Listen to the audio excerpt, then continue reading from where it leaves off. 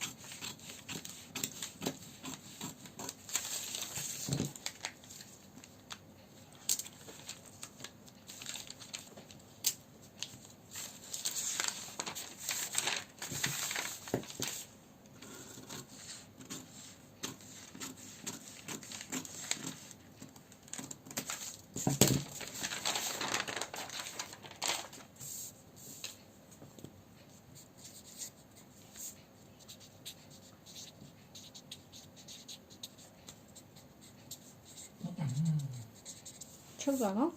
ဒီကကျခေါ်ကျ1.2ချိုင်းလေးက1.2ဒီအဖက်လက်ကျတော့0.5လောက်ပဲထုတ်လို့ရမယ်နော်ဒါအောက်ပိုင်းကကျတော့ B1 ဒါကကျတော့ B2 ပေါ့နော် share တော့ဒါသူ့တောက်ပဲချုပ်ထည့်လိုက်တယ်နော်ဒါ B1 နဲ့ B2 တမခွဲတော့တစ်ချမ်းတည်းပဲပေါ့နော်ဆိုတော့သူ့ကို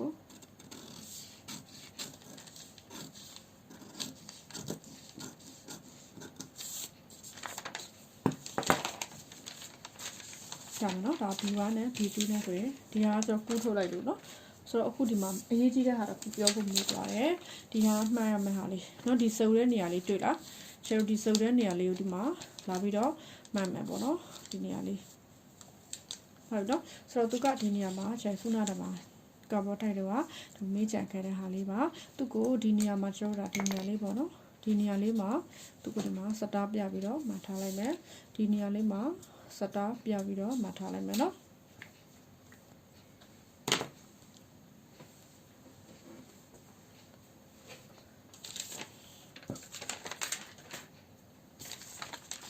အခုဒါလေးရသွားပြီနော်ဒီကတော့ 0.5 cm ဒါလေးကကျွန်တော်ဒါ 0.5 သူကျက်တိတက်စားတဲ့နဲ့ကျက်တိခွဲလေးနဲ့လောက်ရမယ်နော်ဆိုတော့ကျွန်တော်ကဒါလေးကိုနှစ်ထပ်ချုပ်မယ်ဆိုလဲရတယ်တစ်ထပ်တည်းချုပ်မယ်ဆိုလဲရတယ်ပေါ့နော်နှစ်ထပ်ပဲချုပ်တစ်ထပ်တည်းပဲချုပ်နှစ်ထပ်ဆိုရင်တော့တစ်ထပ်တည်းဆိုရင်တော့တို့ဒီမှာကော့စာလို့တယ်ဒီကနေ့ဒီကိုကော့စာ 5cm တန်မယ်ပေါ့နော်ပြီးရင်ဒီမှာကျက်တိတက်စားလေးတွေကျက်တိတက်စားလေးထုတ်ရမယ်နှစ်ထပ်ချုပ်တယ်ဆိုရင်တော့တို့ကကော့စာဒီကော့စာတော့တက်ဆရာမလို့ဘူးကျက်တိတက်စာပဲထုတ်ရမယ်เนาะဆိုတော့လက်ဘေးကော့စာပဲထုတ်ဒီနှစ်ထပ်ပဲချုပ်ဒါကြိုက်သလိုချုပ်လို့ရတယ်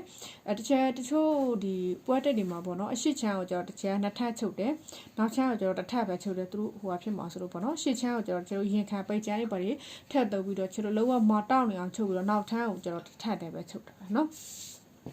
အဲ့လိုဒီချဲချုပ်တဲ့ဟာလေးကိုပြတာပါเนาะ1.2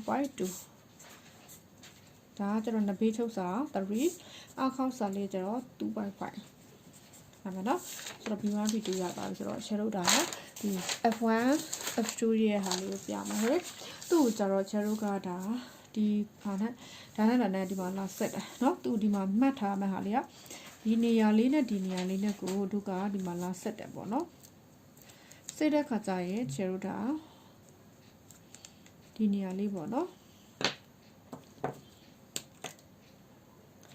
အခုဒီနေရာလေးဟုတ်ပြီเนาะဒီနေရာလေးဆိုတော့သူစတာပြထားမယ်เนาะ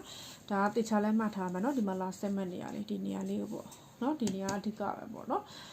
ဆိုတော့ကရှိုးတာသူ့ကိုကျတော့ကျွန်တော်ဘာလို့ရမလဲဆိုအကုန်လုံးကိုတို့ချေလို့ပေါ့เนาะဒီဟာလေးအကုန်လုံးကိုဟိုကလုံးဝနှစ်ထပ်ပေါ့เนาะနှစ်ထပ်ချုပ်မယ် sorry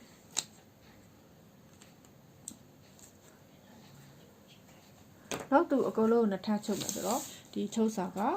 1.5 cm ထုတ်မယ်ဒီဘက်ကချုပ်စာလည်း 1.5 cm ထုတ်လိုက်မယ်เนาะအောက်ခေါက်စာကျွန်တော်နှစ်ထပ်ဖြစ်တဲ့ကြောင့်မလို့2စီရယ်အောက်ခေါက်စာကနှစ်ထပ်ဖြစ်တဲ့အတွက်ကြောင့်မလို့2စီရယ် ရမယ်နော်အပေါ်ချုပ်စာကိုကြတော့ဒူငုံချုပ်တယ်1နော်ဒီကောင်လေးကကြတော့ကျတော့ဒါကကြတော့ကျွန်တော်ဒီမှာဒီကပေါ့နော်ဒါက1ပေါ့နော်ဒါကဂျိုင်းဖြစ်သွားပြီနော်ဒီစတားပြထားတဲ့အောက်ကဂျိုင်းဖြစ်တဲ့အတွက်ကြောင့်မလို့ 1.2 ဒီကောင်လေးတွေတောင်လျှောက်က 1.2 cm ဆိုတော့သူကကြတော့ဒီမှာ1ပေါ့နော်ဒါက1 cm ပြီးဒီဟာလေးတွေလည်း1 cm ပေါ့နော်ပခုတ်ကြတော့ကျတော့1.2 cm ရမယ်နော်ဒီနေရာလေးမှာကျတော့ချုပ်စာ1 cm နော်ဒီနေရာလေးကကျတော့သူကသူ့ကိုကျတော့ဒီလိုမျိုးသွားမယ်လေနောက်လက်ဘေးနဲ့ဒီလိုမျိုးသွားဆက်မှာကိုဟုတ်ပြီနော်ဆိုတော့သူကဘယ်လောက်လဲဆိုတော့ 0.5 ပဲထုတ်ရင်ရမယ်နော်ဒီကောင်လေးကကျတော့နှစ်ထပ်ငုံချိုးတာဖြစ်တဲ့အတွက်ကြောင့်မလို့ 0.5 cm ဒီရမယ်နော်โอเคဒါ F2 နဲ့ F3 နဲ့ပြီးသွားပြီဆိုရင် F1 မှာကျတော့ 1.5 အပေါ်ချုပ်စာက1 cm နှစ်ထပ်ချုပ်မယ်အလယ်ချုပ်စာကို1 cm ရမယ်နော်ဆိုတော့သူကကျတော့ကျွန်တော်တို့အကုန်လုံးနှစ်ခုစီ 2h ပြထားတာကနှစ်ခုညှရမယ်နော်နှစ်ထပ်ညှရမယ်ပေါ့နော်နှစ်ထပ်ညှမယ်ဆိုတော့ 2h ဆိုတော့ဟိုဘက်နဲ့ဒီဘက်နဲ့ဆိုရင်တစ်ခုဘယ်လောက်စီဖြစ်သွားမလဲ၄ခုစီဖြစ်သွားမယ်နော်ဘယ်နှခုစီလဲ၄ခုစီညှလိုက်ရမယ်ရမယ်နော်တစ်ခါလေးရေးထားမယ်၄ခုဆိုတော့တစ်ခါလေးရေးထားမယ်နော်မဆိုလို့နော်ရမယ်နော်ဆိုတော့အဆိုရင်အခုဆိုရင်ကျွန်တော်တို့ဒီရှေ့ချမ်းလေးကပြီးသွားပြီနောက်ချမ်းလေးလည်းပြီးသွားပြီရှေ့ချမ်းနဲ့နောက်ချမ်းပြီးတဲ့အခါကျရင်နောက်ချမ်းလေးရဲ့တချို့တို့ကျက်နောက်ချမ်းပါပေါ့နော်ဒီလက်ဘေးကောစာထက်တယ်ရှာထက်တယ်နော်သူနှစ်ထပ်မချုပ်ဘူးနော်ဒါကွက်တဲတွေဆိုရင်တော့နော်ချက်အထက်လက်ခိုင်ပေါ့နော်နှစ်ထပ်မချုပ်တာမြရတယ်နော်ဒီဟိုဖြစ်အောင်ဆိုလို့ဒီမှာကျတို့အခုဒီမှာပေါ့နော်ဒါနဲ့ကိုဒီလိုမှလိုက်တယ်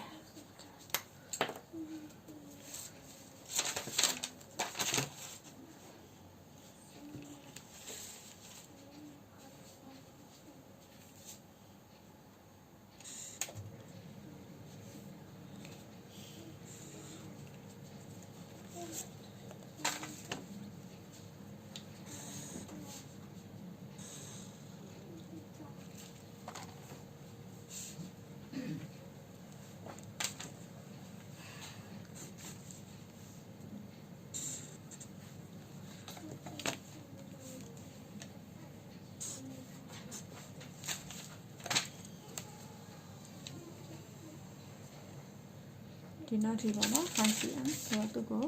ဒီကနေဒီကိုဒီမှာ5ဆိုတော့အောက်ဘက်ကိုကျတော့ဒါကကျတော့ကျွန်တော် B ပေါ့နော်ဆိုဒီအပေါ်ကိုကျတော့သူက 0.5 ချန်ထားမယ်နော်ဒီနဘေးကိုကျတော့လည်းသူက 0.5 နော်ဒီအောက်ဘက်ကိုကျတော့ချက်လေးတို့ကသူဘယ်လောက်ချန်မလဲဆို 2.5 ချန်မယ်နော်ဒီနဘေးကကျတော့ချန်စရာမလိုတော့ဘူးဒါက B2 ပေါ့နော် B2 ရဲ့ cosa ဟုတ်ပြီနော် B2 ရဲ့ cosa ပေါ့နော်ဒီမှာချုပ်စာပါတစ်ခါတည်းခြံထားတယ်နော်သမီးချုပ်စာလေးတွေတစ်ခုမှမခြံထားဘူးပိတ်စောပေါ်ရမှာချုပ်စာခြံနော်ပွက်တဲ့တွေကကျတော့အဲ့လိုပဲနော်ပိတ်စောပေါ်ရမှာချုပ်စာခြံ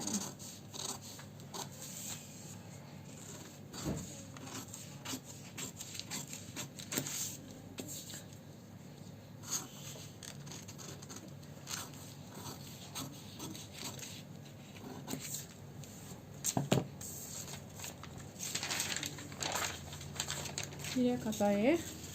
ဒီရလေးပေါ့နော်ဒီနေရာလေးကိုမှတ်မယ်နော်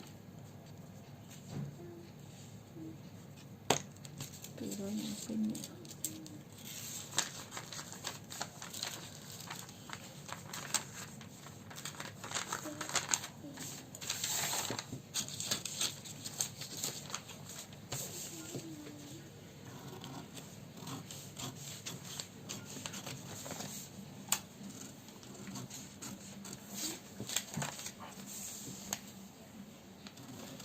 Good.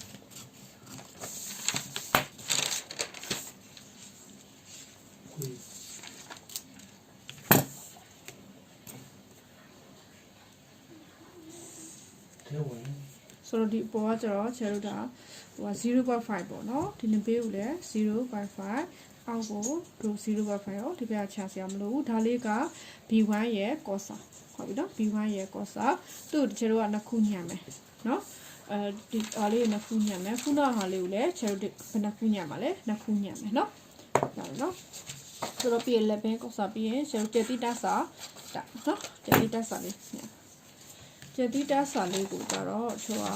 အခုဒီနေရာလေးနဲ့ပေါ့နော်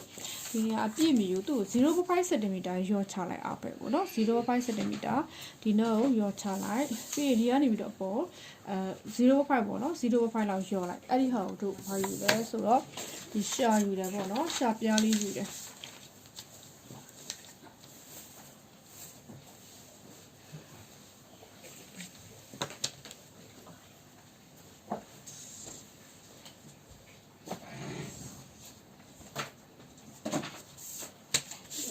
ရှာပြားကကျတော့9စီရင်အပြားယူမယ်ဟုတ်ပြီနော်9စီရင်အပြားယူမယ်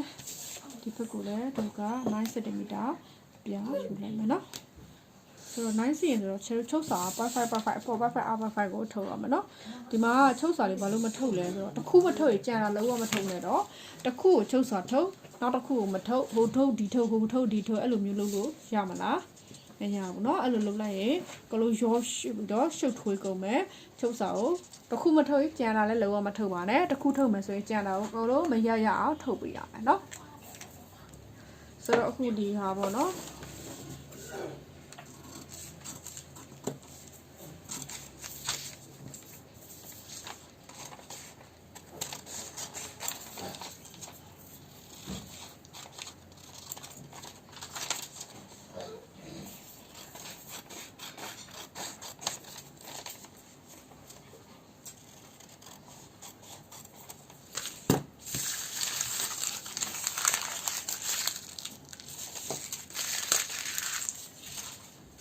ဆိုတော့အခုဒါလေးကကြက်တိတက်စာလေးရပြီပေါ့နော်ဒါလေးရပြီโอเคเนาะဆိုတော့နောက်ချက်လဲပြီးသွားပြီရှစ်ချာလည်းပြီးသွားပြီဆိုတော့အခုလက်ပတ်တန်ဆွဲဖို့ပဲကျန်ပြီပေါ့နော်